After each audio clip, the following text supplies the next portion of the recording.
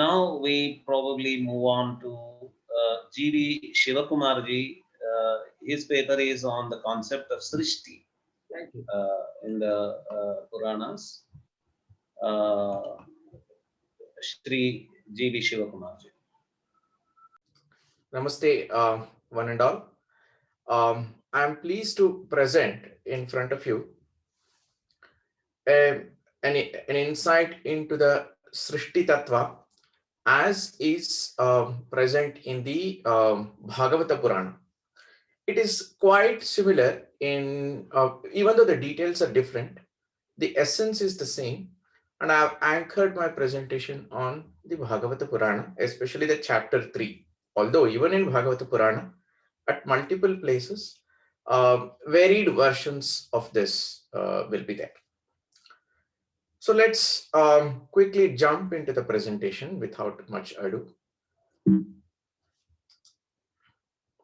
So this paper is a continuation of a previous paper that I have presented. I'm not going to dwell deep into that, but it assumes an underlying structure of the relationship between Srishti, Sthiti, Laya, and how Rita, Dharma are related to this framework, and what is it? There is a complex interrelationship, and suffice to say that Srishti in Bharatiya Parampara is subservient to Sthiti, and that principle emerges strongly in this. However, the focus of this presentation is Srishti and its applications. So there are in Bhagavata Purana, in the same chapter, the Srishti is described in 4 stages.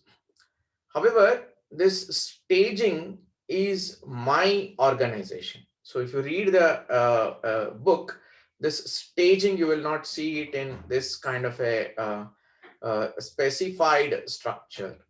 That is my imposition of the view, but that is not without reason. If you read it, it's an obvious thing that emerges from the way it is described.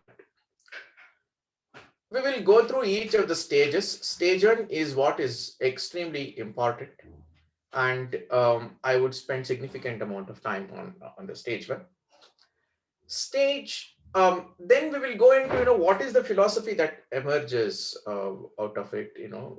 We'll just understand some tattvas and try to reimagine them in the modern world, and finally we'll apply them to one context. The application is still in its nascent stage, and it will take a while to further evolve it. But what I present in this paper is a way of relooking at the Srishti Karya and extracting principles so that we can use them in our context. So fundamentally, I'm looking at what seems to be a physical or a philosophical cosmology as being brought down from the cosmological universe to the Arthakama world of ours, and see what we can make out of that. So the inspiration for this is that in order for the universe to be in sthiti, in sustenance all the time, the principles that apply for moksha, the principles that apply for the larger universe of life must also apply to the smaller universes of life, which is nothing but a fractal worldview. So with this small philosophical pitch, let's jump into it. Since I have just 15 minutes, I will run through the presentation, and we can keep at least 5 minutes for the question and answers. And a lot more detail, of course, is there in the paper itself. Okay. So as discussed, the 4 stages are: in the first stage, Paramatma creates Mahat-Tatvas, and we'll see what those Mahat-Tatvas are. And in the second stage, Paramatma forms the Virat-Purusha. It's a beautiful description in Bhagavata Purana. It comes everywhere also. And we see the Virat-Purusha everywhere in many different texts, but the description in Bhagavata Purana, the formation is very beautiful. Then the Chaturmukha Brahma appears, and then finally the tangible universe that we see is created by Chaturmukha Brahma. And the detail explained in each of this is very interesting and even applicable to the Arthakama world of ours. Now, this is so beautiful in Bhagavata Purana, and as it should be, one can get lost in the sheer beauty and apply it and appreciate it for its artistic or kavyatmaka paribhasha and beauty. But the fine structure embedded in it is worthy of contemplation as well. So, just a minute, I'll hide this a bit.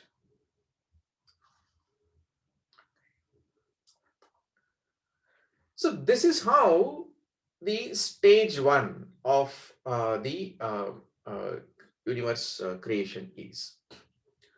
Paramatma wakes up, he becomes the drashta. So I'll first narrate it as a story. He becomes the drashta, and then he sees there was nothing. And he perceives himself as incomplete. He is not incomplete, but he perceives, he thinks of it, because his own image of the physical universe is something that he likes, that is his lila. And through Maya, he sows the seeds of Chidabhasa Rupa, that is his own Rupa. He sows the seed of it. That's another beautiful. So he's created the universe in his own image. It's his Chaya. And then all the subtle Mahat-Tatvas, all the Mahat-Tatvas in their subtle forms appear. So they do not appear in the final in the essential form, but in a sukshma rupa. Then the subtle forms begin to form the actual forms. So the Mahat-Tattva explicit, then it distorts itself to form the three ahankaras. So it is important to note that at the first stage the ahankara is formed. So ahankara is an essential aspect of the universe. Just as when aham enters, we become. And through the karya karana kartru, all other mahat-tattvas are formed, and those mahat-tattvas are manas, adhishthana devatas, jnanendriyas, karmendriyas, bhuta elements, and panchabhutas, and the shabda. So you look at it, in the initial stage, the Mahat-Tattvas are formed. So the essential principle that comes out of this is that before the actual universe is formed, the tattvas that are used, or the material, the sukshma material, here it is philosophical material, that forms the universe, physical universe, is formed. So this is an important point that we'll come to later, and what its applications in modern system redesign are.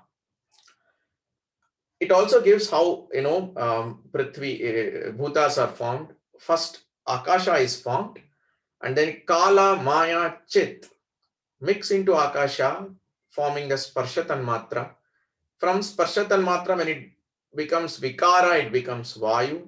Vayu mixed with Akasha becomes Rupa Tanmatra. Tanmatra means a subtle form. So every bhuta has a Tanmatra also. So that is another beautiful concept over here, that you form the subtle form, the Tanmatra form, and then actual form. There is a meaning over here. That is, the principle comes first, and the form, actual physical form, comes later. This is a step in the design, which today we are abdicating it, in a lot of modern design, because today we have reversed this process and we are making form, attraction for the form, is first, and then its subtle features are discovered later. Modernity completely reverses the way things are designed. Because in the modern science, the subtle form is not an emphasis. The physical form is the emphasis, and then the subtle form we rediscover, through experience. Here it is reverse. Similarly, and so on and so forth. The essence of this is that there is a tanmatra, so which comes first, and then the actual, form comes later, and all the tattvas are in place first before, the universe is formed. Let's go to the some of the details. So this is the same thing in textual detail. I have put it just in case it is required. So the principal elements we touched upon it. PRI is a principle which we'll talk about later. So the meta universe, that is the Mahat-Tattva universe, needs to be formed first before the actual universe. And we should be able to, Mahat-Tattva should be formed in such a manner that it really has the potential to contain the actual universe. So both are two different. First is a postulate. Second is something that we will have to prove, and maybe that's a subject of another paper we'll have to do. Third principle is important, that is tanmatra. Always the subtle level and the tangible levels of anything must be separately articulated. Don't jump into the form first and then experience the subtle level later. We'll just do a little bit of elaboration on the Mahat-Tattvas. The Kala Tattva, what it is saying is that, any creation should have a sense of time. That means the conditions upon which it is created and destroyed must be critical factor in the very design, which is also Shivakumarji, will you be connecting this to Puranas and concluding? We have to leave time for questions and answers and the other papers, sir. How much time have I taken, sir? Another 5 minutes to connect to Puranas and conclude. Yeah, so my whole presentation is on Bhagavata Purana, this part itself. And last 5 minutes I wanted to spend on how, what it means to be in the so I think I'll not be able to finish it in 15 minutes, looks like. How do we do this, sir? Yeah, we probably we can quickly pass through the slides. Okay, I will do that. I will do that. So so in stage 2, I will jump all this and directly go to the 10 principles that I have extracted from from this part of the Bhagavata Purana. So in stage 2, the Virat-Purusha is formed, and that is, there are some interesting descriptions over there.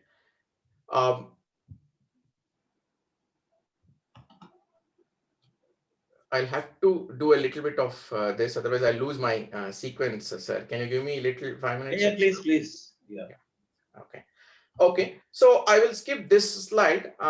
So the Kala Tattva, Bhuta Tattva, and Indriya Tattva that are there in the Srishti, in that part of Bhagavata Purana, there it is important to note that what Agni represents, what Vayu represents, all of that, and it has an implication for the system design. When I go to the last slide in system design, I will explain that. So in stage 2, Virat-Purusha is formed. So Virat-Purusha formation means that Devatas seek an intervention from Paramatma, and through his power of Kala, he enters all these elements, and that's an important thing. The Mahat-Tattvas do not get activated without the Kala dimension, being there. And then Virat-Purusha is in dormant stage for a long time, and then he becomes Hridaya, Prana, and Adhyatmika, Adidevika, Adibhaudika. These forms are also there. So here most important is the description of the Adhisthana Devata. Detailed description is there.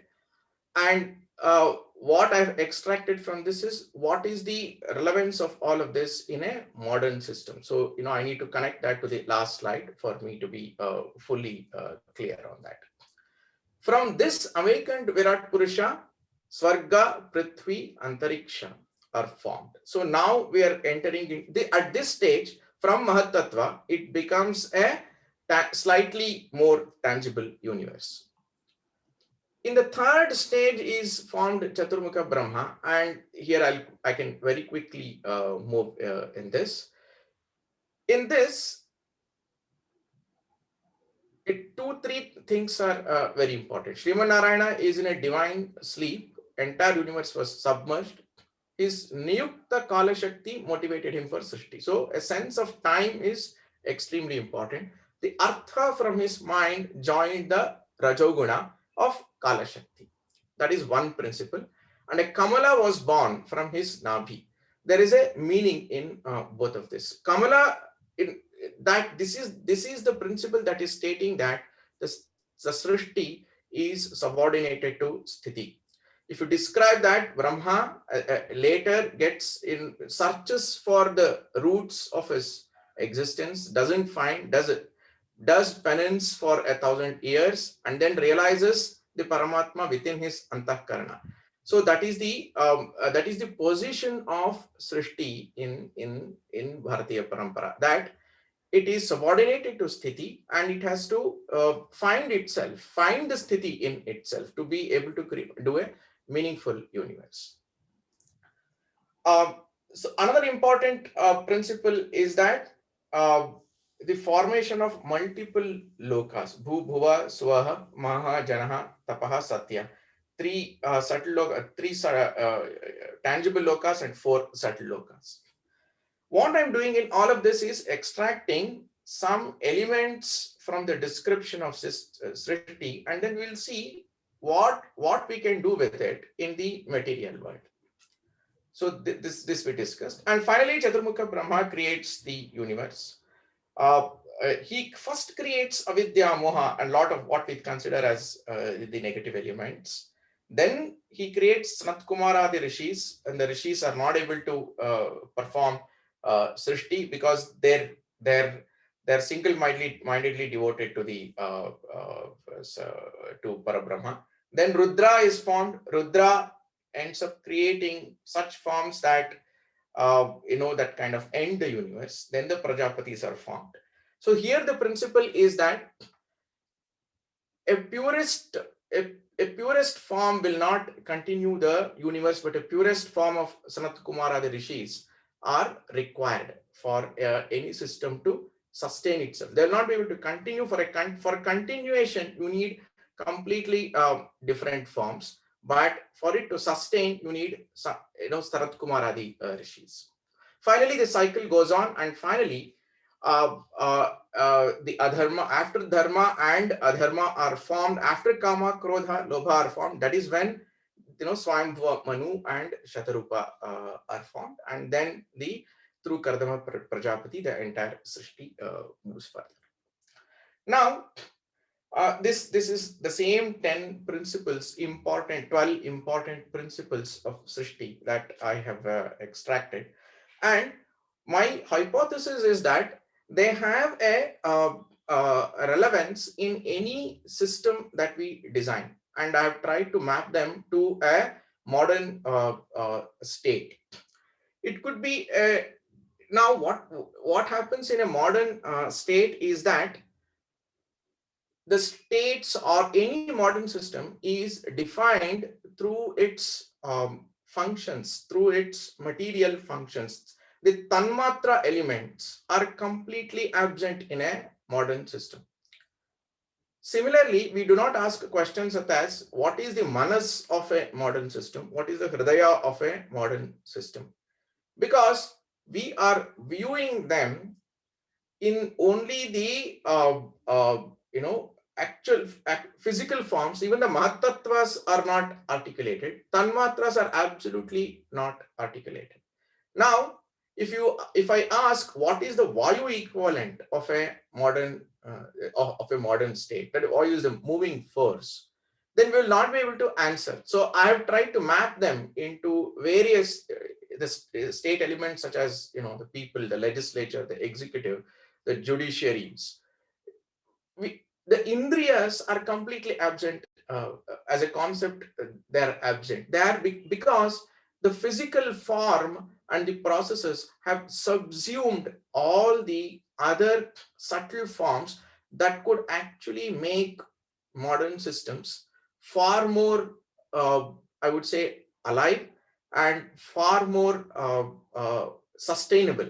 The sustainable index completely slipping in the modern world is because they are described completely physically. If you take the example of the template of Srishti that comes from Bhagavata Purana or any other Purana, because most of the Puranas are having very similar elements, and all the tattvas as well as the tanmatra and the physical form difference, if that is fully applied, then we will get a completely different uh, system that is more likely to be in harmony with the community and the people, and we'll be able to deal with those systems much better. And the sustainability crisis that we are facing today, we are less likely to face that. The detail of this is in the paper. Thank you. Welcome questions. Yeah.